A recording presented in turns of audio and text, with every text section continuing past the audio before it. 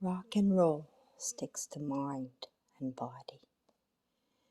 From our teenage years, we all have worn out pieces of rock and roll engraved upon our hearts, as images swim in our heads of a pretty girl, her pleated skirt, her swaying ponytail, or as we sigh, remembering those wicked eyes of a dreamy quarterback as he passed us by in the high school hallway.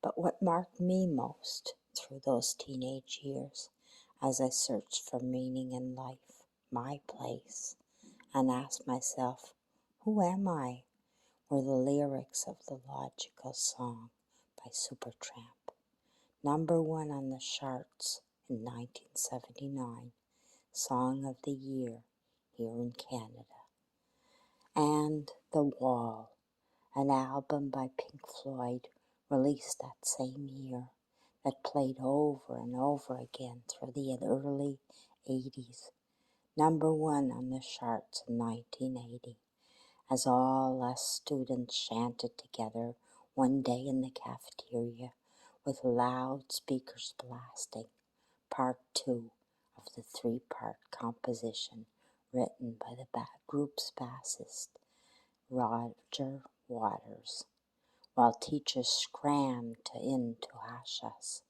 These lines that stayed stuck to my mind and body. We don't need no education. We don't need no thought control. No dark sarcasm in the classroom. Teacher, leave them kids alone. It was a cry out against conformity, a fight for individual freedom, critical thinking and creativity, a call to freedom and independence, to not let people in power control us, especially if their methods were rigid and abusive.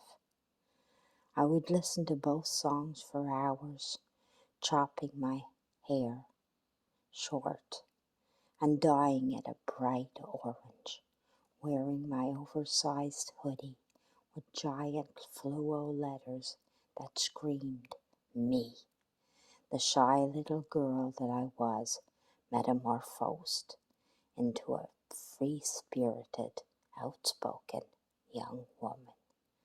And way back in the 60s, another generation of teens all had a dream ticket to Liverpool stamped upon their hearts. The chimes of Big Ben blocked out as the Beatles rocked the frenzied crowds of London. And even if I was not even born yet, their lyrics still stick like crazy glue to my mind and body even today. It's been a hard day's night, and I've been working like a dog. It's been a hard day's night. Yay, yay, yay, yay. As once out of school, John Lennon's lyrics drifted through my head as I asked myself, what good did it do me to get a diploma? Wondering, am I any better off now? As I sweated and fretted through those long, tiresome hours at work, away from home and my loved ones. And during that same destiny, millions also listened to the product of Mike Jagger and Keith Richards' songwriting partnership as the Rolling Stones rocked out on radios. I can't get no satisfaction. I can't get no satisfaction, 'cause I try and I try and I try and I try. I can't get no. I can't get no. As people began to question consumerism and social norms, to speak out against the frustrations and aspirations of a whole generation, and raise up and fight for change. And we've all felt the need to escape to some secret hideaway one day or another, drop everything and just run away when our bosses huffed and puffed, or our kids cried and screamed, listening to Bon Jovi in the early 2000s, making a comeback with their album Crush after a 5-year pause as they belted out, "It's my life, it's now or never, but I ain't gonna live forever. I just want to live while I'm alive. It's my life."